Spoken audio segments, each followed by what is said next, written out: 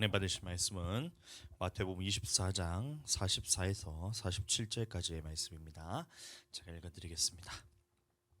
이러므로 너희도 준비하고 있으라. 생각하지 않은 때에 인자가 오리라.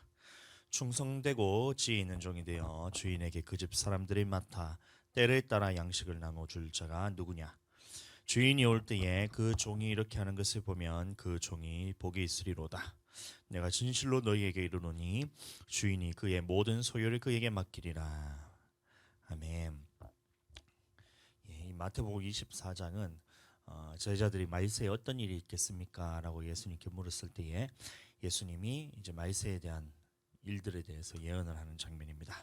이 말세의 말씀은 이 마태복음만 봐서 될 일이 아니라 이제 요한계시록과 다른 복음서들과 함께 병행해서 보아야 되는데, 그래서 예수님이 이제 말세에 어떤 일들이 일어날 것이냐 이런 물었을 때에 사람의 미혹으로부터 시작해서 곳곳에 기근과 지진이 있고 또 전쟁이 있고 전염병이 있고 순교자의 수가 차고 이런 말씀들에 대해서 쭉 얘기를 하고 계십니다. 그래서 일곱 인이 뗄 때 나타날 징조들에 대해서 말씀을 하시고, 그다음에 일곱 나팔이 불릴 때에 각각 그 환란에 들어갈 때 어떤 일들이 일어나게 될 것인가에 대해서 말씀을 하시고, 마지막 환란 때에 예수님을 믿는 사람들을 며칠은 다 죽이는 그때에 순교당하지 않고 또 믿음을 지키지 않고 또 예수 그리스도의 믿음과 하나님에 대한 말씀을 지키지 않으므로 그 인내를 버티지 못하는 사람들이 받게 될 일곱 대접의 심판에 대해서 예수님이 쭉 해서 말씀을 하고 있는데, 이런 부분들에 대해서 우리는 이제 반드시 알 필요가 있습니다. 그래서 이것을 지식적으로도 우리가 알아야 되고,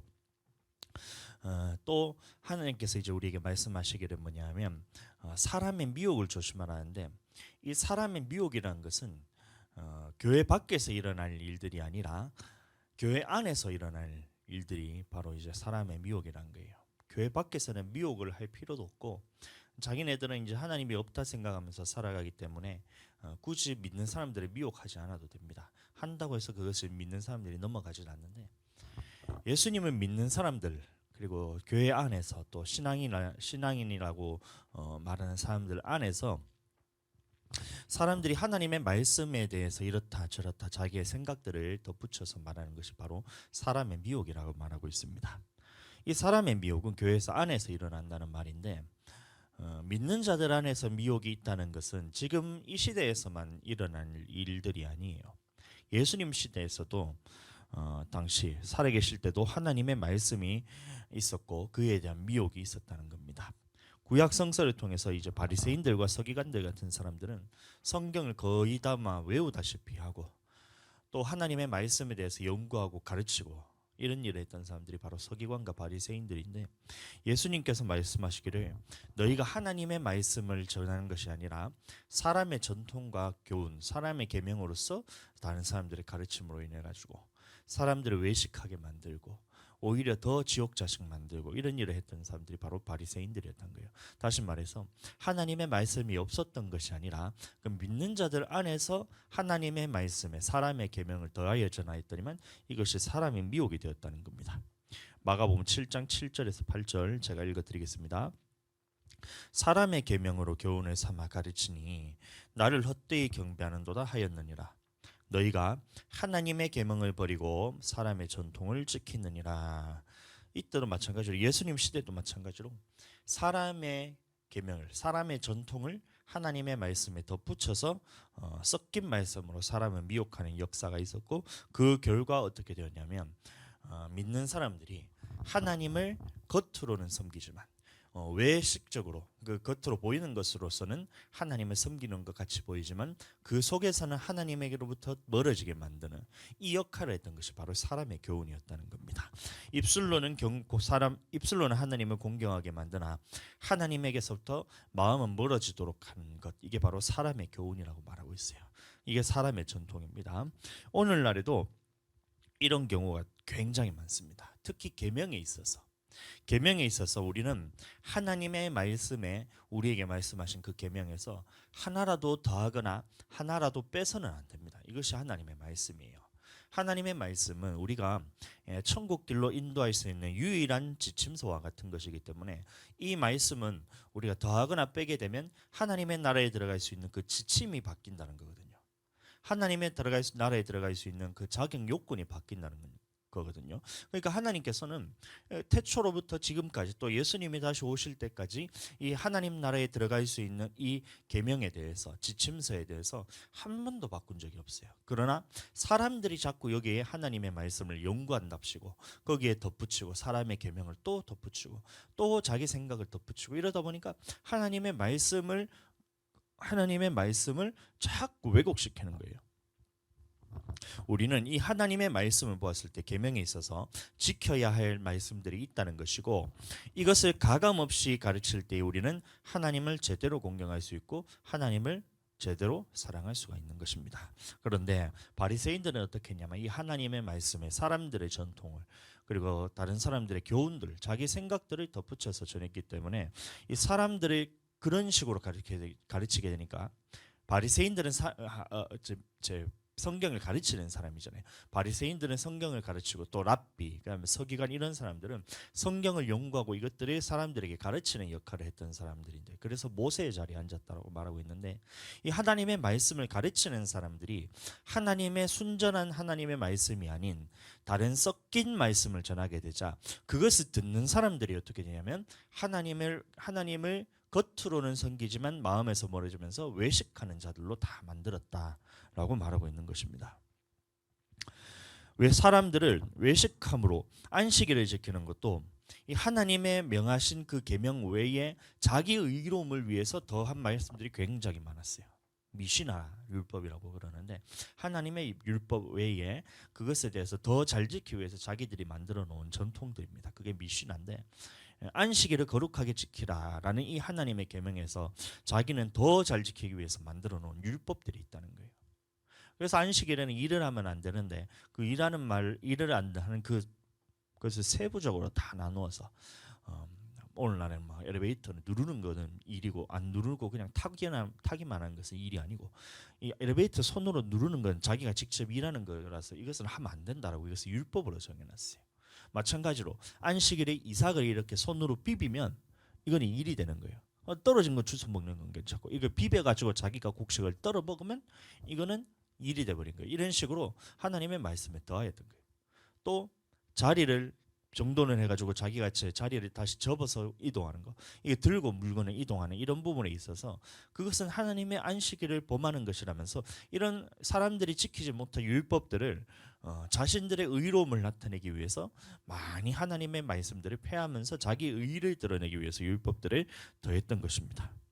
그리고 이것들을 지키지 않은 사람들을 보고 정죄하고 그런 정죄의 도구로서 이 율법을 만들어서 지켰던 거예요. 자신들의 율법을 지킨 겁니다. 고르반 이런 거 마찬가지입니다. 이 고르반도 마찬가지로 원래는 내 부모를 공경하라는 하나님의 계명의 말씀이 있지만 이 하나님의 계명의 말씀을 지키려고 봤는데 너무 이것이 지키기가 싫은 거예요. 하나님의 계명을 지키기 싫으니까 자기들이 빠져나갈 구멍으로 만든 것이 바로 고르반입니다. 그게 뭐냐면 하나님 앞에서 하나님께 드림이 되었다라고만 하면 내 부모는 공경할 것이 없다 하면서 하나님께 다 드리는 이런 모습들. 그 마음의 중심에는 뭐냐면 하나님의 것은 하나님께 드리고 부모를 공경할 것은 부모를 공경해야 되는데, 부모를 공경하려고 보았더니만 이게 하나님께도 뺏기고 부모에게도 뺏기는 것 같거든요, 자기가. 그러니까 부모에게 드려야 될 것을 하나님께 드리면서 부모는 섬기지 않아도 된다라고 하면서 이 물질에 대한 욕심이 생기는 거예요. 결국에는 뭐예요? 하나님께 드려지는 것을, 원래 부모님께 드려야 되는 것을 하나님께 드리니까 하나님께 원래 드려져야 될 것들은 자기가 도둑질한 것과 똑같습니다. 그게 뭐냐면 이 고르반의 전통이었던 거예요. 이런 식으로 바리새인들은 이 하나님의 우리에게 명령하신 그 계명에다가 자기 생각들, 사람들의 전통을 다 덧붙여서 전하니 하나님을 진짜 마음속으로는 사랑할 수 없고 겉으로는 하나님을 굉장히 잘 지키는 것 같이, 율법을 굉장히 잘 지키는 것 같지만 그 속에서는 하나님을 멀어지게 만드는 이런 생각들이 다 자기 속에 자리 잡고 있었다는 거예요. 예수님 시대뿐이었을까요? 그 이전에도 계속해서 하나님을 두기 싫어했다는 거예요. 마가복음 7장 6절 말씀 보겠습니다. 이르시되 이사야가 너희 외식하는 자에 대하여 잘 예언하였도다. 이사야 시대에도 외식하는 자들이 있었다는 겁니다.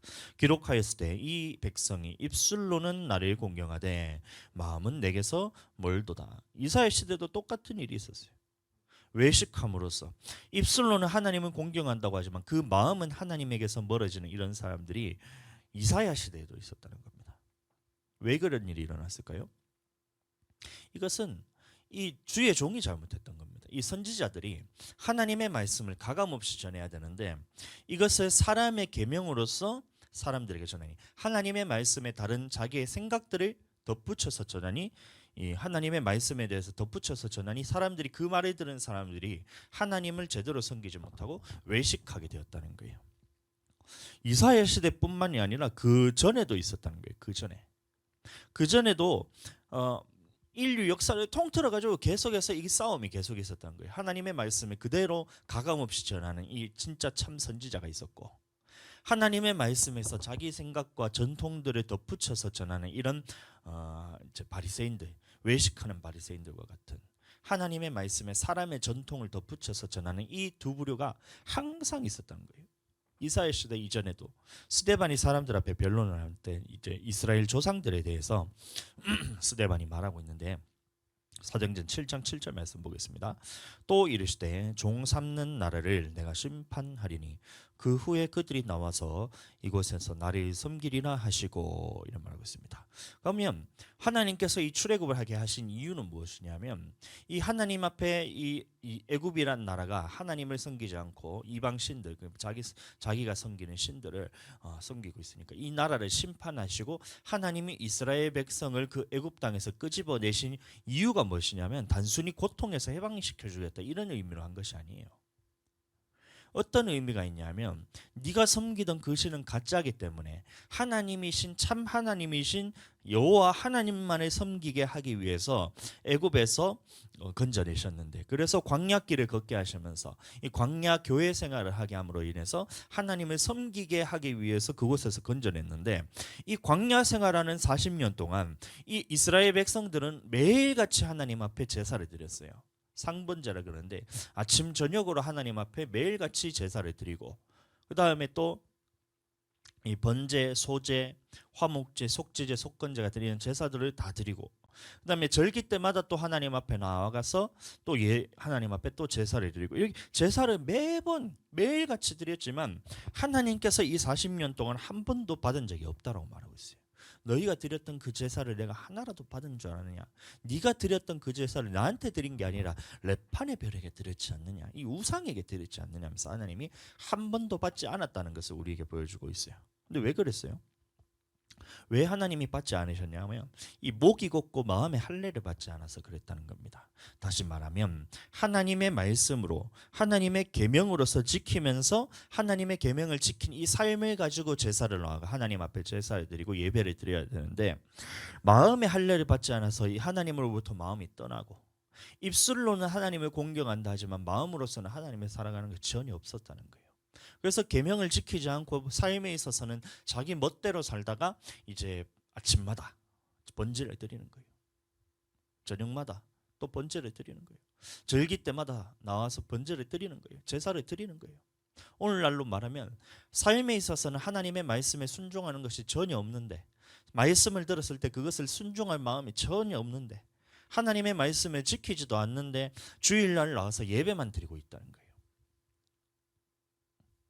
그래서 이 계명을 지키지 않고 제사만 드렸기 때문에 하나님이 받으시는 예배를 드리지 않았다는 거예요. 그래서 하나님이 하나도 받지 않았다는 거예요. 40년 광야 생활하는 동안에 한 번이라도 받으셨으면 얼마나 감사했겠어요. 그러나 한 번도 받지 않았다는 것이 하나님의 말씀입니다.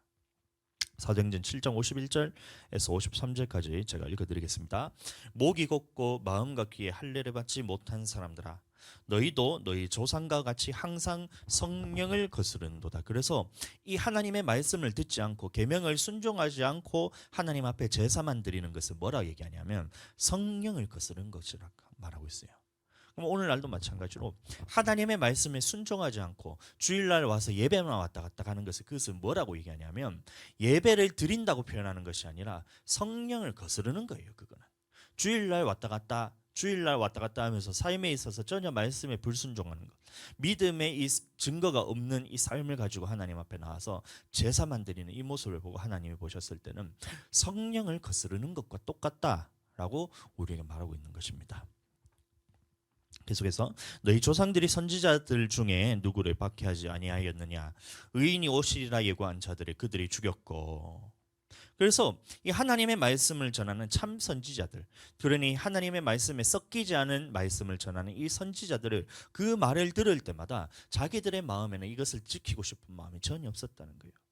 그리고 말씀을 들을 때마다 이 하나님의 말씀은 우리에게 심령을 찔러 쪼개기까지 하기 때문에 들을 때마다 내 마음이 계속해서 불편하거든요. 찔리거든요. 말씀을 들으면 내 영혼이 소생시키기 위해서 마귀의 견고한 진이 자꾸 부서지기 때문에 이것을 견딜 수가 없는 거예요. 그래서 이것을 계속해서 부서뜨려서 그러면 나는 이제 완전히 하나님 앞에서 무장해제가 되어서 말씀을 순종하면 괜찮은데, 이것이 목이 곧아서 하나님 앞에서 마음으로서 돌이키기가 싫어서 끝까지 자기 생각을 가지고 하나님의 말씀에 대해서 자기 생각을 덧붙여서 전통으로서만 지키려고 하기 때문에 이런 진짜 참 선지자들, 하나님의 말씀에 가감없이 전하는 이 선지자들이 꼴보기가 싫은 거예요. 그래서 어떻게 하냐? 이 선지자들을 다 잡아 죽였다는 거예요. 계속해서 이제 너희는 그 의인을 잡아준 자요 살인한 자가 되나니, 이 의인이 바로 예수 그리스도인데, 그래서 모든 선지자들이 예언한 것은 뭐냐면 예수 그리스도가 오시는 이 예표로서 진짜 모세를 통해서 주었던 그 율법이 이제는 예수 그리스도를 통해서 완성될 것이다. 너희가 지키고 있는 이 율법들에서 너희가 지금 하나님으로부터 마음이 계속해서 멀어지지 않느냐. 율법을 지키고 하나님 앞에 계명을 지켜야 너희가 하나님의 마음으로 돌아오는 것인데, 너희 마음은 지금 멀어져 있는데 이 계명을만 겉에 법만 계속 해서 지키니까 하나님으로부터 하나님께로 돌아가고 싶은 마음이 안 생기잖아. 그래서 다시 오실 누군가 의인 하나를 예비를 해서 이 누군가 왔을 때 예수 그리스도께서 오실 때는 너희 마음에서부터 할례를 받고 다시 너희 마음을 아버지께로 돌이키는 그 일을 할 것인데, 이 의인이 왔음에도 불구하고 너희가 어떻게 했느냐? 바로 예수 그리스도를 잡아 죽이지 않느냐, 이 말을 하고 있던 거예요. 너희는 그 의인을 잡아준 자요 살인한 자가 되나니 너희는 천사가 전한 율법을 받고도 지키지 아니하였도다 하니라. 오늘날도 마찬가지입니다. 이 천사가 전하여준 율법은 뭐냐면 모세를 통해서 우리에게 주어졌던 이 계명들을 의미하는 게 율법들을 의미합니다. 이 계명을 지키지 않아도 된다라고 말하는 사람들이 바로 전통으로서 사람들을 가르치는 거예요. 계명들을 지키지 않아도 된다라고 말하는 사람들이 바로 이 장로들의 유전, 사람들의 전통으로 가르쳤다는 겁니다. 여러분들, 이거 사람들의 전통, 사람들의 교훈, 뭐 장로들의 유전, 이런 말들에 대해서 여러분들 굉장히 어렵게 생각할 필요가 없어요. 그 뭐냐면 계명을 지키지 않아도 된다라고 가르쳤다는 겁니다. 쉽게 말하면 그거예요. 하나님의 말씀을 지키지 않아도 된다. 대신에 우리가 너희에게 줬던 이 율법을 지켜라. 하나님의 율법은 지키지 않아도 된다. 그러나 내가 너희에게 주는 율법을 지켜라. 사람의 율법을 지켜라. 이게 바로 사람들의 전통, 사람들의 교훈, 장로들의 유전, 이런 말들이에요. 하나님의 말씀은 지키지 않아도 천국 갈 수 있다라고 가르치는 것이 바로 사람의 전통이라는 겁니다. 오늘날 이런 사람들이 엄청 많아요. 예수 그리스도를 믿음으로 천국 가는 것이지 어떻게 계명 지킴으로 천국 가냐. 계명을 다 지킬 수 있냐. 그럼 다 지킬 수 있으니까 하나님께서 말씀하신 거죠. 하나님이 지키지도 못하는데 너희한테 계명을 줬다는 것은 하나님이 무슨 약 올리는 것도 아니고, 안 그래요? 다 지킬 수 있으니까 주시는 것인데, 사람이 이 말이 하나님으로부터 나왔는지 사람으로부터 나왔는지를 이 말을 지키려 하는 사람들은 알 수 있다는 거예요. 예수님이 말하기를 너희가 하나님의 말씀을 지키려고 한다면 이 말이 하나님으로부터 나왔는지 사람으로부터 나왔는지를 알 수가 있다는 거예요. 그럼 우리가 하나님의 말씀을 들었을 때 지킬 수 있다라고 생각하는 사람들은, 그것을 지키려고 하는 사람들이 이 말씀이 하나님으로부터 왔다는 것을 여러분들 알 수 있다는 겁니다. 그러나 지키지 않으려는 사람들, 계명에 대해서 지키지 않으려고 하는 사람들은 아무리 하나님의 말씀이라고 우리가 이제 선포를 한다 하더라도, 이 예배 때 나와서 이 하나님의 말씀을 저희가 선포하잖아요, 제가. 그러면 이 말씀을 듣더라도 이것을 하나님의 말씀으로 받을 수가 없는 거예요. 사람이 하는 말로 들리는 거예요. 그냥 목사가 하는 말로 들리는 거예요. 김동수라는 이런 사람이 하는 말로 들으면서 지키지 않아도 될 것으로 생각합니다. 왜요? 그 말을 지킬 마음이 그 속에 없기 때문에. 지키는 사람들은 이 말이 하나님으로부터 한 줄 아는데, 제가 하나님의 말씀을 가지고 그대로 그냥 말씀만 읽어드리잖아요. 그러면 이 말이 하나님으로부터 왔다는 것을 알게 되는데, 자기가 마음속에서 이것을 지킬 마음이 없기 때문에 하나님의 말씀을 들음에도 불구하고 이것을 사람의 말로서 치부한다는 겁니다. 어디 출애굽 시대일 뿐이었을까요? 그 전으로 거슬러 올라가다 보면 아담 때 마찬가지입니다. 아담 때 아담에게 하나님이 말씀하시기를 네가 선하게 알게 하는 나무 열매를 먹으면 네가 정령 죽으리라, 반드시 죽는다라고 하나님이 말씀하셨습니다. 그런데 이 뱀이란 놈이 하와를 미혹해서 하는 말이 뭐냐면, 아니야, 선악과를 먹어도 죽지 않아. 선악과를 먹으면 네가 오히려 하나님과 같이 눈이 밝아져서 지혜롭게 되기 때문에 하나님이 지금 너를 막고 있는 거야. 그럼 하나님은 나쁜 놈이고 내 말을 들어, 이건 겁니다. 하나님의 계명은 지킬 필요 없어, 내 말을 들어, 사람의 전통을 지켜, 이렇게 말하고 있는 것이 바로 뱀이 미혹했던 것과 똑같아요. 이게 사람의 전통이 되는 거예요.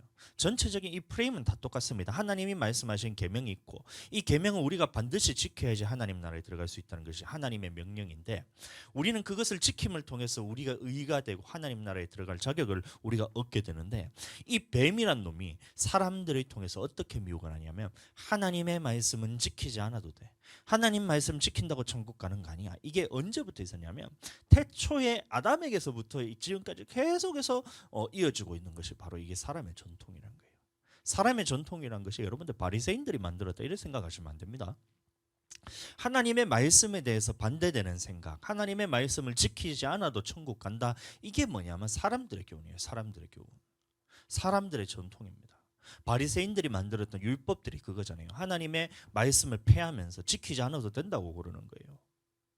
내 부모를 공경하라고 했는데 하나님이 그 말씀에 대해서 어떻게 사람들을 부모님을 공경할 수가 있냐, 그거 안 해도 돼, 대신에 하나님 앞에 드리기만 하면 돼, 부모님은 공경할 것 없어, 하나님께만 드리면 돼 라고 이렇게 말씀에 대해서는 하나님의 말씀을 없애버리고 자기 생각이 율법이 돼가지고 지키는 이런 것들이 다 뭐냐면 사람의 전통이란 겁니다. 오늘날 얼마나 많은 사람들이 이 하나님의 말씀에 이 자기 생각, 또 누군가에게 들었던 말들, 자기를 공부를 해봤더니 어떤 신학자가 이렇게 말했기 때문에, 어떤 유명한 신학자가, 권위 있는 신학자가 이렇게 얘기했기 때문에, 권위 있는 목사님이 이렇게 얘기했기 때문에 막 이 말씀이 막 진리인 것처럼 사람들의 전통으로 막 자리 잡고 있는 것들이 있어요. 우리 기독교 내에서 보면 이 칼빈주의 이런 것들, 여러분들 칼빈이란 이 사람 한 사람만 놓고 봤을 때는 장점도 있고 단점도 있어요. 뭐냐면 장점은 뭐냐면, 로마 카톨릭에서 우리가 이제 기독교로서 다시 뻗쳐서 나와서 뛰쳐져 나와서 갈라지게 할 수 있는 그 종교 개혁을 했던 그 부분에 있어서는 칭찬받아 마땅한 일입니다. 그것은 당연히 칭찬받아 마땅한 일이지만, 그 이후에 했던 것이 뭐냐면 이 예정론이란 것을 우리에게 막 퍼뜨리는 거예요. 예정론이 뭐예요? 예수님을 믿기만 하면 천국 간다. 주로 고백하는 사람은 절대로 지옥 안 간다. 한 번 구원은 영원한 구원이다. 그리고 예수를 주로 고백만 하면 다 천국 간다. 이런 사상들이 기독교 내로 퍼지기 시작합니다. 장단점이 있다 그랬습니다. 로마 카톨릭에서 그 교황과 국가와 이제 종교가 결탁했는 이런 부분들, 그리고 그 로마 카톨릭에서 했던 것이 또 뭐가 있어요? 유아 세례 이런 것들 있잖아요. 얘들이 믿음이 없어도 부모님의 믿음을 통해서 견인해서 내가 이 유아 세례를 받으면 얘는 천국 간다, 이렇게 가르치는 거예요. 또 죽은 사람들을 위해서 연보를 하면 연옥에 있는 사람들이 그 연보 때문에 지옥에 있던 사람들이 갑자기 뛰쳐나가서 천국으로 갈 수 있다, 빨리 갈 수 있다, 이렇게 가르치는 거죠. 거기서 뛰쳐나온 것까지는 잘했지만 여기서 하나님의 말씀으로 돌아가야 되는데 말씀으로 돌아가지 않고 여기다 자기 계명을 다한 거예요. 자기 율법을 다한 거예요. 그러니 예수를 주로 고백만 하면 천국 간다는 말씀이 성경에는 없는데, 반드시 우리는 하나님의 말씀을 지켜야지 우리가 천국에 갈 수 있는데, 안 믿는 사람들이 이미 심판을 받은 것이고 믿는 자들은 그 하나님의 말씀을 지키느냐 지키지 않냐에 따라서 천국과 지옥이 갈리게 되는데, 이 부분에 대해서는 완전히 다 삭제를 시켜버린 거예요. 계명을 지켜야지 하나님의 나라에 들어갈 수 있다는 것이 하나님의 말씀인데, 이것은 너무나 사람들이 할 수 없기 때문에, 모두가 다 죄인이기 때문에, 그렇기 때문에 계명을 지키지 않아도 천국 간다라고 얘기하니까 이게 문제가 되는 거예요. 죄인인 것은 맞지만 그렇기 때문에 우리는 예수 그리스도의 공로를 힘입어서 죄사함을 받고 날마다 회개하면서 우리가 나아가야 되는데, 그것에 대해서 가르치지 않고 예수님을 주로 한번 고백만 하면 이 과거에 있었던 죄, 현재의 죄, 미래의 죄까지도 다 용서를 받았기 때문에, 그래서 우리는 더 이상 회개하지도 않아도 되고 우리는 예수님을 믿는 믿음으로 믿었기 때문에 모든 사람이 다 천국 간다, 이렇게 가르치는 거예요. 이게 기독교 내에 암세포처럼 다 뿌리 내리고 있어요. 사람의 전통입니다. 사람의 교훈이에요. 이런 사람의 교훈으로서 여러분들 가르침을 받게 되면 여러분들은 항상 하나님 앞에서 바리새인과 같이 외식하는 신앙을 갖게 되는 거예요. 잘 보세요. 이 하나님의 말씀에서 심판이 없어요. 우리는 예수 그리스도의 믿음을 통해서 우리는 천국 간다면 심판이 없다는 거거든요. 그러면 여러분들 신앙생활이라는 것 자체를 할 필요가 없어요. 천국 가기 때문에. 안 그래요? 여러분들 생각 한번 해보세요. 이거를 그냥 겉핥기식으로 생각하지 마시고 진짜 깊이 있게 완전히 나의 중심을 들여다보고 한번 질문해 보셔야 돼요. 나는 천국 간다는 거예요. 예수님을 믿었기 때문에. 지금부터 어떠한 짓을 하더라도 나는 천국 간다는 거예요. 그러면 여러분들 주일날 주일 교회 왜 나오는 거예요? 왜 나와요? 천국 가는 것도 아닌데. 왜 도둑질 안 하세요? 도둑질을 왜 안 하세요? 왜? 도둑질해서 이 땅에서 잘 먹고서 잘 살아도 남의 것을 좀 뺏어도 속여 뺏어도 그리고 남들을 또 굿하고 때리고 막 이제 살인까지 하고 가늠하고 네가 육신의 정욕에 올라온 대로 다 해붙이고 미워하고 미워할 사람 마음대로 미워하고 하나님의 말씀이 하나도 지키지 않아도 여러분들 천국 간다면서요. 그러면 왜 그렇게 사세요? 주일날 왜 나와서 예배를 드려요? 복 받으려고요? 복이 안 되는데 그게 하나님 앞에서. 그러니까 이런 중심 나의 마음의 중심에 진짜 진지하게 한번 질문 한번 해보세요. 이유가 없어요. 말씀을 지켜야 돼요. 그럼에도 불구하고 나는 11조로 한다. 왜 하세요? 왜 하세요? 왜? 11조를 왜 하세요? 주일 성수를 왜 하세요? 이런 근본적인 질문에 있어서 천국 가고 지옥 갈 문제가 아닌데 왜 여러분들 그런 거 하세요? 나라도 나부터 신앙생활 안 할 거예요. 저는. 만약에 예수님 믿는 것으로만 천국 간다면 저부터 신앙생활 안 할 거예요. 나는 이 교회에 있는 거 다 팔아가지고 나는 이걸 장사를 해가지고 잘 먹고 잘 살 거예요. 아주 잘 먹고 잘 살 수 있어요. 저는. 속여서 빼앗고 남들 거 훔치고 이런 건 잘할 수 있어요. 여러분들 그럼에도 불구하고 왜 우리는 근본적인 질문을 해봐야 된다는 겁니다. 왜 우리가 이런 신앙생활이라는 것을 하고 하나님의 말씀을 지켜야 되는지. 우리는 이게 심판이 있기 때문에 그런 거예요. 예수 그리스도를 믿는다고 다 천국 가는 것이 아니라 믿는 자들 안에서 심판이 있기 때문에 하나님의 말씀대로 뜻대로 행하는 자라야 천국 간다고 하나님이 말씀하셨잖아요. 여러분들 생각과 상관없이 마태복음 7장 보시면 너와 아버지의 뜻대로 행하는 자라야 천국에 들어갈 수 있다고 했기 때문에 그 말씀 때문에 우리는 뜻대로 행하기 위해서 말씀에 순종하는 거예요. 아버지의 뜻이 뭐예요? 아버지의 뜻이 하나님의 말씀 계명이 아버지의 뜻이잖아요. 그러니 계명대로 순종하는 자라야 천국 가기 때문에 천국 가기 위해서 우리가 계명에 순종하는 것이지 여러분들 여기서 벗어나는 것은 여러분들 그것은 하나님의 말씀에 계명을 더한 것과 똑같아요. 그리고 그것들로 가르침을 받으면 결국에는 이 모든 일들을 하고 있음에도 불구하고 그것은 다 외식함으로 하게 됩니다. 주일 성수 천국 안 가도 되는데 여러분들 그 마음 속에 중심에 그렇잖아요. 난 주일 성수 안 해도 나는 천국 가는데 사람들에게 보이기 위해서 주일 성수하잖아요. 11조 여러분들 안 해도 된다고 생각하잖아요. 그런 사람들은. 그러면 11조를 안 해도 되는데 왜 11조를 해요? 하고 싶을 때 하고 말고 싶을 때 왜 안 하고? 왜 그래요? 하고 싶을 때만 왜 11조를 하세요? 다른 사람들에게 옳게 보이기 위해서 사람들에게 옳게 보이기 위해서 그런 겁니다. 하나님을 겉으로는 공경하는 것처럼 보이지만 속에서는 하나님을 사랑하는 것이 없는 거예요. 계명을 떠나서는 우리는 하나님을 사랑할 수가 없는 것입니다. 예배를 얼마나 빠지지 않고 잘 드리느냐 이것도 물론 중요합니다. 중요해요. 겉의 법도 우리는 지켜야 됩니다. 그러나 이 하나님을 사랑하는 것 없이 예배에만 왔다 갔다 하는 거 있잖아요. 주일날 예배에만 왔다 갔다가 그럼 평소에 이제 살아가는 삶에 있어서는 다 치사임이에요. 치사. 자기 마음대로 막 사는 거예요. 하나님의 말씀에 대해서는 생각도 안 하고 하나님께 드리는 시간은 하나도 없고 1440시간이죠. 1440시간. 그럼 이 시간 동안에 여러분들 하나님께 드리는 시간이 얼마나 되세요? 하나도 없잖아요. 그럼에도 불구하고 나는 하나님을 사랑한다고 이불이 아무리 그렇게 입으로 말을 해봐야 그 마음의 중심을 하나님께서 다 아시는 거예요. 네가 지금 나에게 투자하는 시간이 하나도 없잖아. 나와 함께하는 시간이 하나도 없잖아. 근데 네가 어떻게 나를 사랑해? 네 마음의 중심에는 나를 사랑하는 것이 없는데 입술로는 주를 사랑한다고 고백하고 있니? 너희가 얼마나 가증한지 아냐? 내가 너를 얼마나 가증하게 보고 있는지 아냐? 이게 하나님의 말씀입니다. 여러분들 우리는 사랑하면 더 하나님과 더 교제하고 싶고 더 머무르고 싶고 함께하고 싶은 것이 당연한 거예요. 연인과의 관계도 마찬가지잖아요. 부모 자식 간의 관계도 마찬가지입니다. 저도 우리 아이들이 너무 사랑스러워요. 함께하고 싶어요. 함께하면 조금 힘들어서 그렇지. 함께하고 싶어서 막 틈만 나면 아들 생각, 막 자식 생각나고 아내 생각나고 이 생각이 항상 납니다. 그래서 같이 있고 싶고 떨어지기 싫고 2박 3일 어디 딴 데 보내려고 하니까 마음이 이게 참 계속해서 불편해가지고 어디 보내지를 못하겠어요, 혼자서. 그런 것처럼 사랑을 하면 함께하는 것이 당연한데, 하나님과 함께하는 시간을 여러분들 어떻게 할 수 있냐면, 성전에 나와서 여호와의 이름을 들 곳인 이곳에 나와서 내가 너와 거기서 만나리라고 약속하셨더니, 성전에 나오는 것을 따라서 네가 지금 하나님을 사랑하느냐 사랑하지 않느냐가 결정되는데, 일주일 내도록 교회에 대해서는 코빼기도 보이지 않아요. 교회에서 뭐 하는지도 몰라요. 지금 교회가 전도하려고 지금 빡빡하면서 막 이제 막 온만 그런 뭐 이런 전도를 위해서 우리가 좀 많이 힘쓰고 있어요 지금. 근데 아무도 관심이 없어요. 교회에서 뭘 하는지도 몰라요. 우리가 지금 보온통 지금 샀잖아요. 지금 봤을 때 이 30호짜리 사놨더니 엄청 큽니다. 무거워요.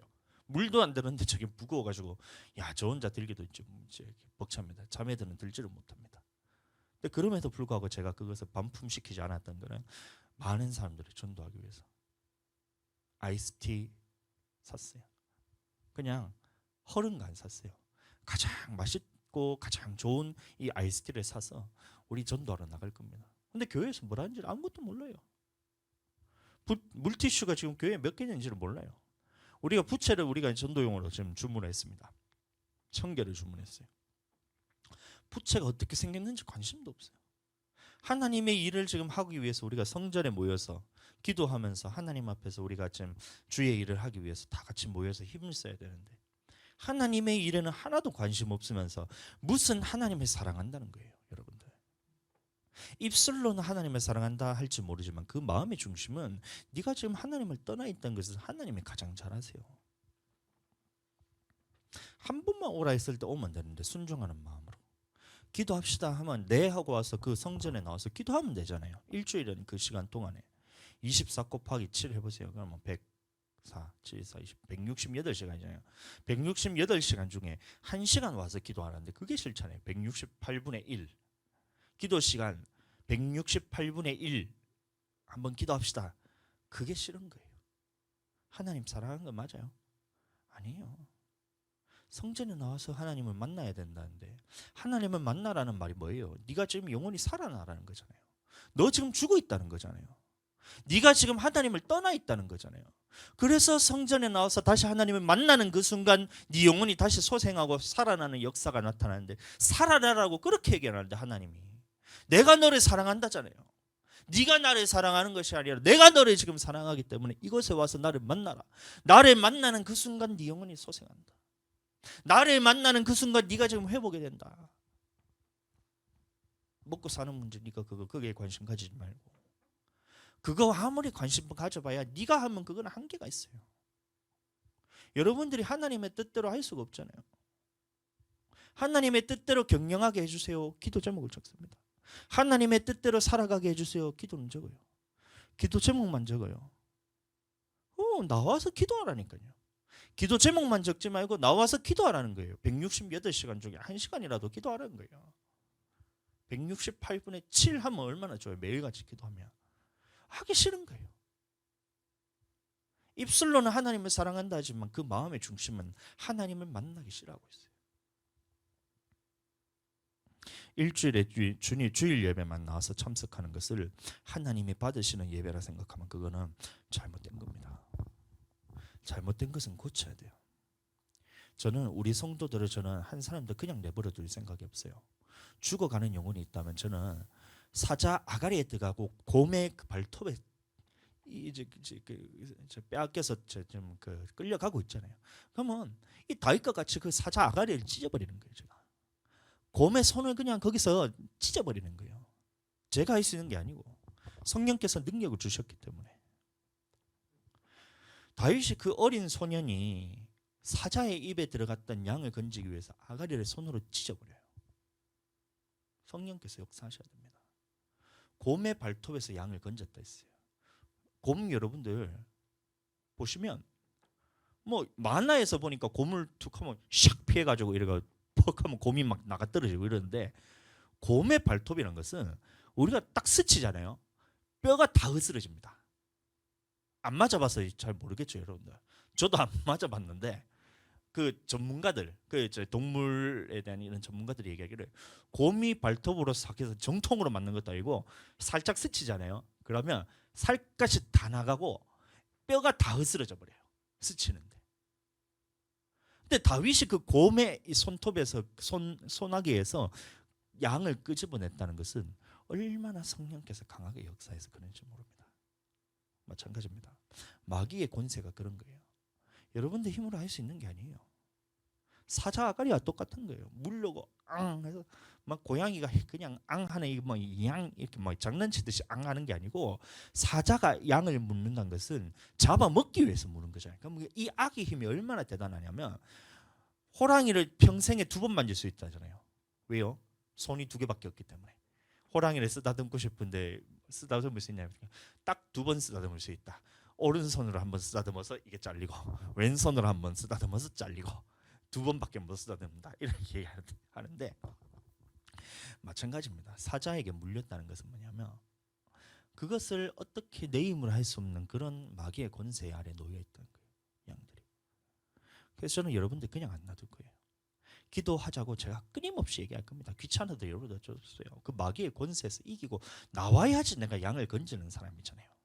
물려가는 걸 내버려 두면 그거는 이 참 목자가 아니잖아요. 그래서 저는 여러분들 기도하라고 계속해서 나올 때까지 계속해서 끊임없이 귀찮게 여러분들을 그렇게 괴롭힐 겁니다. 그게 괴롭히는 것이 너를 괴롭히는 게 아니라 너를 장악하고 있는 이 사자와 같은 곰과 같은 그 마귀 새끼가 지금 너를 괴롭히고 있기 때문에 그거를 제가 꾸짖고 거기서 건져내기 위해서 괴롭히는 거예요. 마귀와 싸우면서 이겨야 되기 때문에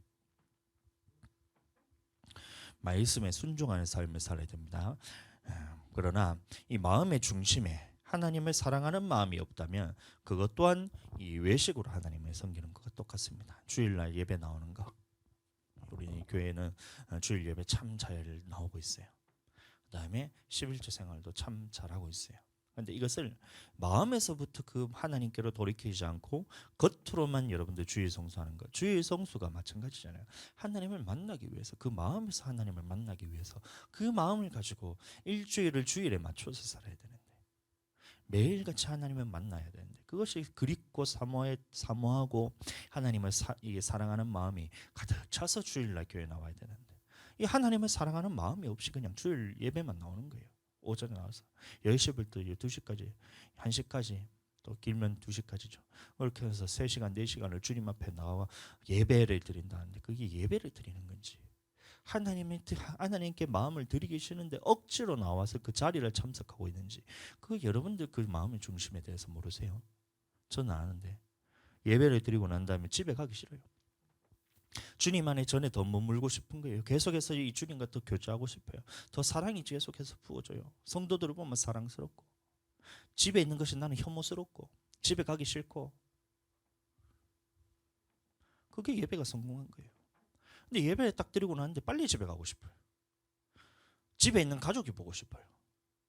집에 있는 이 강아지가 보고 싶어요. 집에 있는 남편이 보고 싶고 자식 새끼가 보고 싶어요. 왜 그래요? 네 예배가 지금 하나님 앞에 연락이 안 됐다는 겁니다. 하나님 외에 다른 것이 계속해서 너를 주장하면서 하나님에게서 멀어지게 만들고 있다는 거예요. 그거 다 끊어버리셔야 돼요. 하나님에게서 멀어지게 만드는 그것을 여러분들이 끊지 않으면 여러분들 하나님을 사랑할 수가 없습니다. 그 사랑이 부어지는 안에서 우리가 예배 드릴 때에 하나님이 받으시는 예배가 되는 것이지 하나님을 사랑하는 마음이 그 중심에 없음에도 불구하고 자기는 하나님을 섬긴다는 거예요. 겉으로는 하나님을 섬기는 것처럼 보이는 거예요. 주변에서 봐도 저 집사님은 정말 정말 하나님을 잘 섬기는 것 같아 하는데 그 중심을 보면 하나님을 섬기고 싶은 마음이 전혀 없어요. 그 마음의 중심을 너도 알고 나도 알고 하나님도 알아요. 그러니 하나님을 사랑하는 마음을 가지고 외식하지 않고 하나님 앞에 그 마음부터 드리시기를 축복합니다. 마태복음 23장을 보시면 이 외식하는 바리새인들과 서기관들에 대한 예수님의 책망이 나옵니다. 13절 보시면 화 있을진저 외식하는 서기관들과 바리새인들이여. 15절 마찬가지 화 있을진저 외식하는 서기관과 바리새인들이여. 16절 화 있을진저 눈먼 인도자여. 23절 화 있을진저 외식하는 서기관과 바리새인들이여. 25절 화 있을진저 외식하는 서기관과 바리새인들이여. 27절 화 있을진저 외식하는 서기관과 바리새인들이여. 29절 화 있을진저 외식하는 서기관과 바리새인들이여. 외식이 뭐예요? 겉으로는 하나님을 섬긴다 하면서 속으로는 하나님을 사랑하지 않는 사람들을 의미합니다. 그 사람들에게 예수님이 경고합니다. 23장 33절 뱀들아 독사의 새끼들아 너희가 어떻게 지옥 판결을 피하겠느냐 이래 말하고 있어요. 외식하는 바리새인과 서기관들에게. 이것은 바리새인들에게 한 말입니다. 바리새인들은 오늘날에 이 주의 종을 의미하는 거예요. 그래서 모세의 자리에 앉았다 했기 때문에 바리새인들하고 화 있을진저 외식하는 서기관과 바리새인들이요 이렇게 얘기했을 때는 이 주의 종들을 의미하는 거예요. 이 바리새인들에게 하는 말입니다.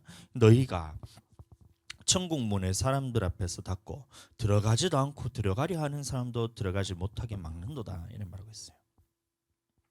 오늘날 주의 종들이 말하고 있습니다.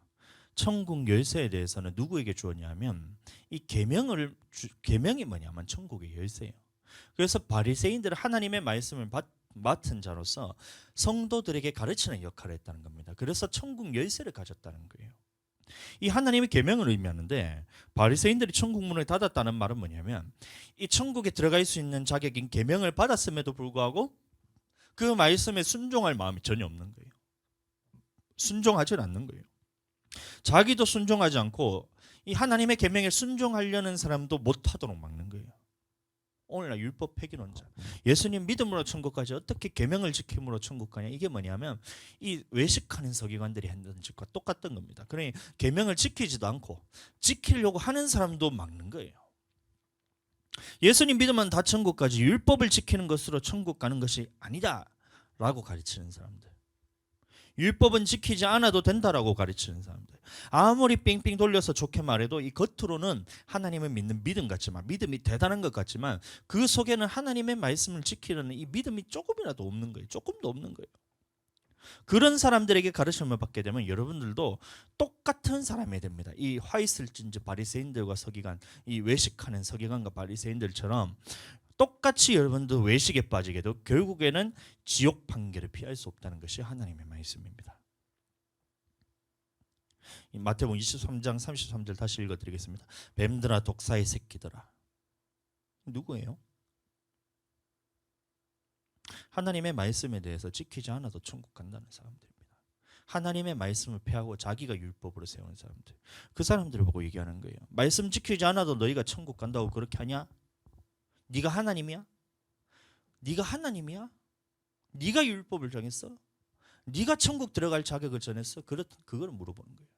뱀들아, 야 이 마귀 새끼야, 이런 거 똑같은 거예요. 독사의 새끼들아, 뱀들아 독사의 새끼들아. 이게 뭐냐면 마귀를 의미하잖아요. 이런 짓을 하는 사람 마귀 같은 사람이라는 거예요. 그래서 이 하나님의 말씀에 대해서 더하거나 빼는 이 사람들에게 말하는 것이 뭐냐면 이 뱀들아 독사의 새끼들아 너희가 어떻게 지옥 판결을 피할 수 있겠느냐? 못 피한다는 겁니다. 잘 들으셔야 돼요. 하나님의 말씀이 우리에게 계명을 통해서 지킴을 통해서 우리가 천국 갈 수 있는데 계명 지키지 않고 율법 지키지 않아도 천국 간다고 가르치는 사람들을 보고 예수님이 말씀하시는 겁니다. 뱀들아 독사의 새끼들아 너희가 어떻게 지옥 판결을 피할 수 있겠느냐? 당연한 거예요. 하나님의 나라에 들어갈 수 있는 열쇠를 가지고 천국 문을 열지도 않고 들어가려고 하지도 않고 들어가려는 사람도 오히려 막아버리니까 예수님 말하기를. 마태복음 24장 45절 말씀 충성되고 지혜 있는 종이 되어 주인에게 그 집 사람들을 맡아 때를 따라 양식을 나누어 줄 자가 누구냐? 오늘 본문의 말씀을 보시면 충성되고 지혜 있는 종이 나옵니다. 이게 누구냐면 이 종은 누구냐면 주의 종 목회자를 의미합니다. 그래서 목회자들 중에는 이 바리새인들과 같이 외식하는 서기관과 바리새인들과 같이 이제 외식하는 서기관과 바리새인들과 같이 이 천국문을 닫고 자기도 지키려고 하지도 않고 사람들을 지키지 못하도록 말씀을 지키지는 못하도록 막는 목회자가 있다는 거예요. 또 이 외식하는 바리새인과 같이 교인 하나를 얻기 위해서 바다를 두루 다니다가 생기면 배나 지옥 자식 만드는 목회자가 있다는 겁니다. 배나 지옥 자식 만드는 목회자가 있다는 거예요. 목회자는 영혼을 살리기 위해서 하나님의 양을 맡아서 양식을 주고 그 양들을 하나님께로 인도하기 위해서, 천국으로 인도하기 위해서 세워진 사람이 목회자입니다. 그런데 목회자들 중에는 이 외식하는 바리새인들과 같이 예수 믿으세요, 예수 믿으세요, 전도를 열심히 하지만 전도에서 교회만 나오기만 하면 그 다음부터는 하나님의 말씀은 지키지 않아도 됩니다. 우리는 믿음으로만 천국 갑니다. 우리는 율법을 지킴으로 천국 가는 것이 아니라 예수 그리스도를 믿음으로만 천국 갑니다. 이렇게 가르치는 사람들을 의미합니다. 그런 사람들은 여러분들 계명을 지키지 않아도 된다고 가르쳐요. 하나님은 계명을 지켜야 된다 그러는데 태초로부터 하나님께서는 이 계명에 대해서 변함이 없으신데, 천국 갈 자격에 대해서 한 번도 변개가 없으셨는데, 그러나 사람들이 나서서, 목회자들이 나서서 어떻게 가르치냐면 계명을 지키지 않아도 천국 갑니다. 전도는 열심히 해요. 예수 믿으면 천국 갑니다. 믿으면 천국 갑니다. 그래서 교회 나오면, 성도가 되면 예수님 믿으면 천국 가지만 여러분들 계명 지키지 않아도 됩니다. 계명 지키지 않아도 천국 갑니다. 이렇게 가르치는 사람들. 여러분들 이런 목회자에게서는 여러분들 떠나셔야 돼요. 이런 목회자에게서는 여러분들 떠나셔야 돼요. 반대로 충성되고 지혜 있는 종은 때를 따라 양식을 나눠주는 종이 충성되고 지혜 있는 종이래요. 때를 따라 양식을 나누어 주는 종 누구냐면, 양식은 뭐냐면 예수 그리스도의 말씀을 의미합니다. 섞이지 않은 예수 그리스도의 말씀, 완성된 율법을 의미합니다. 이 예수님의 말씀에 사람의 교훈을 섞게 되면 이게 뭐냐면 썩은 음식이 돼요.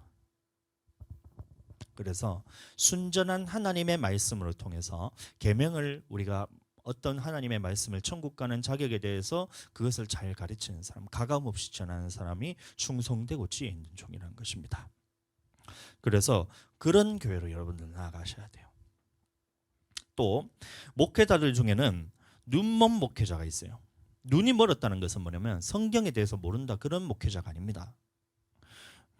성경을 모른다는 의미가 아니에요. 오늘날 목회자라는 것은 적어도 성도들보다는 하나님의 말씀에 대해서 잘 압니다. 성도들보다는, 여러분들보다는 목회자가 아무래도 성경을 더 많이 보고 더 잘 공부하고 알기 때문에 눈이 멀지 않아요. 여러분들보다는 잘 보여요. 그런데 눈이 멀었다는 것은 성경을 모른다는 의미가 아니라, 앞뒤 문맥을 살펴보시면 돈 때문에, 물질 때문에 하나님의 말씀을 성도들에게 제대로 전하지 않는 사람들을 의미해요. 이게 눈먼 주의 종이라는 겁니다. 눈먼 목회자라는 거예요. 어떤 사람이냐면 이런 겁니다. 11조, 그다음에 헌금을 많이 하는 사람들에게는 이 성도가 혹시나 시험 들어 떠나갈까 싶어서 하나님의 말씀을 제대로 안 전하는 거예요. 헌금 많이 하고 11조 많이 하는 성도에게는 하나님의 말씀을 지키지 않더라도 그것을, 하나님의 말씀을 가감없이 선포를 못하는 거예요. 시험 들어서 떠날까 싶어서, 경제적으로 교회가 어려워질까 봐 제대로 전하지 않는 거예요. 또 반대로 11조 헌금을 적게 하는 성도들은 자기 생각에 교회를 떠나도 된다고 생각하는 거예요. 이 사람들이 교회를 운영하는데 크게 도움이 안 된다 생각하는 거예요. 그래서 강압적으로 막 말씀에 대해서 전한다든지, 이게 거꾸로 되는 경우도 있어요. 마찬가지로 부자들에게는 이 직분을 대가로, 하나님 앞에서 직분을 대가로 하나님의 말씀에 대해서 막 강압적으로 막 돈을 뜯어낸다든지, 가난한 자들에게는 헌금 생활 똑바로 안 해도 된다고 얘기하는 사람들, 둘 다 눈먼 목회자입니다. 가난한 자들에게 여러분들 헌금 생활 똑바로 하라고 가르쳐야 돼요. 부자들에게도 헌금 생활 똑바로 하라고 가르쳐야 돼요. 신앙생활 똑바로 하라고 가르쳐야 되고, 가난한 자들도 신앙생활 똑바로 하라고 가르쳐야 돼요. 근데 물질의 많고 적음에 따라서 어떤 사람에게는 시험 들어 혹시 떠나갈까, 또 어떤 사람에게는 인간적인 마음으로 하나님이 말씀하셨음에도 불구하고 하나님의 말씀에 빼고 전한다든지, 아니면 거꾸로 물질에 대한 욕심 때문에 막 강압적으로, 부자들에게는 강압적으로 막 전하고, 가난한 자들에게는 하나님의 말씀을, 그것을 물질에 대해서 좀 막 허른 거, 안 좋은 거 억지로 인색함으로 드려도 된다라고 가르친든지, 이렇게 되면 여러분들 그 둘 다 눈먼 목회자는 거예요. 충성되고 지혜 있는 목회자는 물질의 많고 적음에 상관없이 하나님의 말씀을 가감없이 전하는 목회자가 충성되고 지혜 있는 목회자입니다. 여러분들 이 돈 때문에 여러분들에게 말씀을 다 하거나 뺏어 전하는 목회자가 있다면 그런 목회자에게서도 여러분들은 떠나셔야 돼요. 대신에 여러분들이 바라시는 것은, 저에게 바라는 것은 하나님의 말씀을 내가 어떠한 상황이든지 가감없이 전하기를 여러분들이 저에게 요구하셔야 됩니다. 그렇게 되게 축복합니다. 또 목회자 중에는 어떤 목회자가 있냐면 정의와 긍휼과 믿음을 버린 목회자가 있어요. 이게 무슨 말씀이냐면 너희가 박하와 회양과 근처에 11조는 들이지 더 중한 바 의와 인과 신 정의와 긍휼과 믿음은 버렸도다. 그러나 이것도 행하고 저것도 버리지 말지니라. 이게 이제 예수님의 말씀인데 이 정의와 긍휼과 믿음을 버리고 사람들에게 말씀을 전하는 목회자가 있다는 겁니다. 그럼 무슨 말이냐면 이 정의, 긍휼, 믿음은 나로부터 나오는 것이 아닙니다.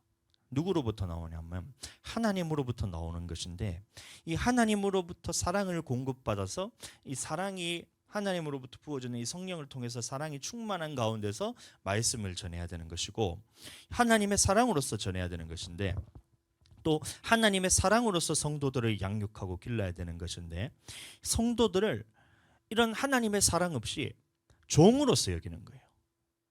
종으로서 여기면서 자기가 주인 행세하면서 가르치는 사람들을 의미합니다. 말씀을 전할 때도 똑같이 하나님의 말씀을 전하지만 하나님의 말씀이란 것은 하나님의 사랑하는 마음 안에서 우리가 전해야지 이 성도들이 그것을 사랑으로 받게 돼요. 그런데 하나님의 사랑 없이 말씀만 전하게 된다면 이것은 율법주의가 됩니다. 율법주의가. 그래서 주의 종은 항상 주인 행세를 하면 안 되고 가장 낮은 위치에서 성도들을 섬기고 필요를 채워주기 위해서 세워졌다는 것을 항상 염두에 두고 이 자리에서 떠나면 안 돼요. 이 위치를 떠나게 되면 안 됩니다. 그래서 자기 위치를 떠나지 않고 하나님이 세워주신 그 위치에서 성도들의 사랑으로서 섬기는 위치가 바로 목회자라는 거예요. 근데 이때 바리새인들은 의와 인과 신을 버렸다. 정의와 믿음과 긍휼을 다 버리고 하나님이 주시는 이 마음 없이 사람들에게 전하는 것이 너희는 이렇게 해야 된다, 저렇게 해야 된다, 율법을 지켜야 된다, 너희가 이것에 대해서 이런 거 11조를 해야 된다, 박하와 회양과 근처까지도 너희는 싸그리 다 11조를 해야 된다. 하나님의 긍휼과 믿음과 정의를 없이 그렇게 전했다는 거예요. 왜 그랬어요? 부어지는 하나님의 사랑이 없어서. 공급받는 하나님의 사랑이 없기 때문에 사랑 없이 성도들에게 율법만 전했기 때문에 이것이 바로 이제 외식하는 서기관들과 바리새인들의 모습이었던 겁니다. 다시 말해 우리는 그러면 목회자들은 어떻게 해야 되냐면 하나님의 사랑으로서 이 하나님의 사랑으로서 성령 안에서 공급받았을 때 이 마음에 충분하게 우리가 이제 충만하게 역사하는 그 사랑 안에 머무는 그 안에서 전해야 된다는 거예요. 로마서 5장 5절 우리에게 성령으로 말미암아 하나님의 사랑이 우리 마음에 부은 바 됨이니. 다시 말해서 기도하지 않는 목회자들, 하나님의 사랑 안에서 부어지는 사랑 안에서 이 정의와 긍휼과 믿음 이것이 그 하나님으로부터 주어져서 이것이 충만한 상태에서 성도들이 그렇게 우리가 이제 말씀을 전해야 되는데 이것 없이 전하게 된다면 기도하지 않고 전하게 된다면 성도들에게 요구하는 것이 무엇이냐면 겉으로 지키는 율법만 계속해서 요구하게 되는 거예요. 물론 여러분들 성도들은 겉의 법 또한 지켜야 됩니다. 겉의 법도 지켜야 돼요. 박하 근처 회양의 11조는 드리되 너희가 더 중한 바 믿음과 긍휼과 정의는 버렸다 그랬잖아요. 그러나 이것도 행하고 저것도 버리지 말라 했잖아요. 그럼 이것도 행하는 것도 중요하고 겉의 법을 지키는 것도 중요하고 저것도 행하라는 말은 뭐냐면 속의 법도 지키는 것도 중요하기 때문에 둘 다 행하도록 같이 지켜야 되는데 여러분들 이거는 목회자가 하라고 시킨다고 될 일이 아니에요. 목회자가 아무리 설교 시간에 얘기를 하고 이것을 여러분들에게 강요를 하고 또 말씀으로 가르치고 이렇게 한다 하더라도 성도들이 그게 하나님의 말씀으로 받아들여지지 않아요. 이게 언제 이게 말씀으로 하나님의 말씀으로 부어지게 되냐면 이 목회자가 하나님의 사랑 안에서 머무르는 안에서 말씀을 전할 때 성도들이 그것을 사랑으로 받아들이게 돼요. 목회자가 은혜 안에서 머무를 때 말씀을 전할 때 성도들은 이것을 은혜로 받아들이게 됩니다. 목회자가 성령 안에서 충만함으로 말씀을 전할 때 받아들이는 사람이 이게 성령께서 하시는 말씀으로 받아들이게 되고 속의법을 지킬 수 있는 것이지 목회자가 닥달한다고 이게 지켜지는 게 아니에요. 말씀 좀 지키세요. 제발. 하나님의 말씀 들었는데 왜 안 지켜요? 그런다고 지켜질 일이 아니에요. 목회자가 먼저 성령 충만해서 이 충만한 가운데서 목회자가 먼저 사랑이 부어져서 나타나는 게 사랑이 나타나야 성도들이 사랑으로 받아들여지지. 목회자는 이게 자기가 답답해가지고 자기 말을 전하는데 성도가 그게 사랑으로 어떻게 받아치냐고요. 그래서 기도해야 된다는 겁니다. 항상 목회자는 이 섞이지 않은 하나님의 말씀만을 전해야 될 뿐만이 아니라 성령 안에서 기도함을 통해서 이 머물러 있으면서 그 능력으로 머물러 있을 때, 이 능력 안에서 성도들에게 말씀을 전할 때, 그때 내 능력이 아닌 성령님께서 나타나는 능력으로서 말씀이 전해지게 되고, 그 능력을 통해서 성도들이 말씀을 들을 때 이 말씀이 하나님의 말씀으로 들리면서 그런 성도로 변하게 된다는 거예요. 겉의 법뿐만이 아니라 속의 법까지도 지킬 수 있고 공의로 지킬 수가 있고 긍휼함으로써 받아들이게 되고 믿음으로써도 지킬 수 있는 그런 사람들이 된다는 겁니다. 그래서 목회자는 반드시 성령 충만함으로써 하나님의 사랑 안에 머물러 있는 안에서 말씀을 전해야 된다는 거예요. 여러분들은 또 마찬가지입니다. 목회자가 기도하지 않고 하나님의 말씀 안에 머무르지 않고 성령 안에 머무르지 않고 하나님의 사랑으로서 머무르지 않는 목회자가 여러분들의 목회자라면 그 목회자에게서도 여러분들은 떠나셔야 돼요. 아니면 그 자리에 남아서 목사님을 위해서 죽기 살기로 기도하셔야 됩니다. 목사님이 성령 충만하기를 기도하기를 여러분들 기도하셔야 돼요. 성도들은 그럼 목회자에게 무엇을 요구해야 될까요? 섞이지 않은 하나님의 말씀만을 전하도록 요구해야 됩니다. 목회자가 하나님의 말씀과 다른 말을 한다면 여러분들은 그 말을 절대 따라가시면 안 됩니다. 그것은 마귀가 주는 말입니다. 사람의 전통이 되는 것이고 장로들의 유전이 되는 것이고 섞인 말씀이기 때문에 이것은 썩은 것이에요. 썩어져 갈 것입니다.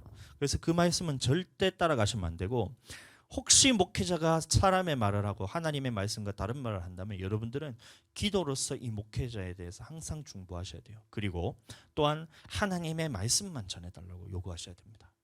정치 얘기하지 말고. 물론 이제 설교 흐름상 이제 얘기하는 그 부분에 대해서는 이제 잠깐 얘기를 할 수 있지만 설교한데 막 서론 내도록 이제 막 살아오는 이상한 얘기들 하는 거예요. 영화 얘기하고 이런 거예요. 그리고 하나님의 말씀만 읽고 난 다음에 그 다음에 또 자기 얘기 실컷 하는 거예요. 이런 거는 여러분들 설교가 아니에요. 하나님의 말씀만 전해도 여러분들 사람은 변화되게 됩니다. 여러분들 교회 다니고 신앙생활을 하게 하는 이유가 제 생각, 제 말을 듣기 위해서 여러분들 신앙생활 하는 게 아니잖아요. 예배에 나오는 거 마찬가지. 여러분들 내 말 듣기 위해서 예배에 나오는 것이 아니잖아요. 하나님의 말씀을 듣기 위해서 여러분들 신앙생활 하는 것이지. 그래서 여러분들은 항상 이 하나님의 말씀만을 전하도록 저에게 요구해야 됩니다. 그리고 그렇게 기도하셔야 돼요. 또 우리 목사님이 하나님의 말씀만 전할 수 있도록 지혜와 분별력을 달라고 항상 기도하셔야 됩니다. 그게 여러분들의 살 길이기도 하고 제가 살 길이기도 합니다. 만약 제가 여러분들에게 하나님의 말씀이 아닌 다른 사람들의 말을 전해서 여러분들의 영혼이 천국까지 못한다면 하나님은 그 영혼의 빚값을 누구에게 찾냐면 이 목회자에게 찾는다는 거예요. 저에게 찾는다는 겁니다. 저는 저희 성도들에게는 하나님의 말씀을 어떻게든 가감없이 제가 다 전하려고 합니다.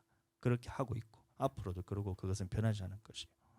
그러나 제가 혹시 잠깐 정신이 나가가지고 하나님의 말씀이 이렇다 하는데 제가 반대로 전한다든지 하나님의 말씀은 아니다 그랬는데 하나님이 이랬다 하면서 전한다든지 그렇게 되면 그때 여러분들 분별하시고 이것을 말씀으로 여러분들 다시 돌아서야 됩니다. 대적해서 저를 막 깎아내리고 그런 말이 아니고 저를 위해서 계속해서 기도하셔야 돼요. 우리 목사님이 하나님의 말씀 그것을 분별력을 주셔서 지혜로서 하나님 안에서 하나님의 말씀만 순전하게 전할 수 있도록 주님 지혜와 긍휼과 은혜를 부어주시옵소서, 믿음을 부어주시옵소서 계속해서 저를 위해서 중보하셔야 돼요. 다른 거 여러분들 기도할 거 없어요. 먹고 사는 문제 여러분들 기도한다고 저한테 먹고 살 걸 줄 것도 아니고 돈을 준다고 해서 그게 얼마나 되겠어요? 10억, 100억이 되겠어요? 저에게 줄 수 있는 것은 뭐냐면 하나님 앞에 이 기도를 통해서 하나님 앞에 분별력을 가지고 이 하나님의 말씀만을 가감없이 전할 수 있도록, 또 그것을 그냥 말씀만 전하는 것이 아니라 성령 안에서 충만함으로써 하나님 앞에서 이것이 생명으로 나아갈 수 있도록, 그렇게 여러분들 능력 갖출 수 있도록, 그렇게 여러분들 저를 위해서 기도하셔야 됩니다. 아시겠죠? 그렇게 하길 축복합니다. 그래서 저는 이 강대상에서 말씀을 전할 때는 이 하는 말씀이 내 목숨보다 귀한 말씀으로 제가 전한다는 말씀을 제가 자주 하잖아요. 그것이 틀린 말이 아니라 제가 혹시 하나님의 말씀에 대해서 잘못 분별해서 하나님의 말씀이 아닌 다른 말을 내가 하나님의 말씀이라 하면서 전한다든지, 하나님의 말씀이인데 내가 하나님의 말씀을 잘못 분별해가지고 잘못 전한다든지 하면 그 심판은 제가 받게 되는 것이기 때문에 저는 항상 이 강대상에서 말씀을 전할 때는 제 목숨보다 귀한 말씀으로 여러분들에게 전하는 것입니다. 그런 마음가짐이 있어요. 자, 그런데 만약에 제가 하나님의 말씀을 전했음에도 여러분들이 아멘하지 않아서 여러분들이 받는 심판들, 들었을 때, 이 말씀을 들었을 때 여러분들이 듣고도 행하지 않아서 받는 심판은, 그것은 제 탓이 아니라 여러분들이 각자가 감당해야 될 핏값입니다. 그래서 저는 여러분들에게 다시 부탁하고 축복하기를, 이 강대상에 전하는 이 목회자의 마음을 여러분들 아셔야 돼요. 어떻게든 이 영혼이 하나님 앞에 바로 서고 하나님과 만나고 영혼을 살리기 위해서 자기 목숨을 내어놓고 여러분들에게 말씀을 전하는 것과 똑같습니다. 그러니까 그 마음을 알았다면 여러분들 이 말을 들었을 때 하나라도 허투루 여러분들 들으시면 그거는 이 목회자의 마음에 대해서 여러분들 모르는 거예요. 영혼을 살리고 싶은 목회자의 마음에 대해서 이해를 하지 못하는 겁니다. 그래서 이 말씀을 들었을 때 하나님이 우리에게 하시는 말씀이구나, 목사님이 진짜 목숨 내놓고 나한테 전하고 있는 말씀이구나, 이렇게 생각하시면서 한 말씀이라도 여러분들 순종할 때에 그 순종하는 그 믿음 안에 하나님께서 역사하시고 여러분들 영혼은 반드시 소생됩니다. 신앙생활을 여러분들 영혼이 살아나기 위해서 하는 게 신앙생활이에요. 그래서 여러분들 그렇게 하나님 말씀을 들을 때 아멘함으로 받아들이게 되시기를 예수님 이름으로 축복합니다.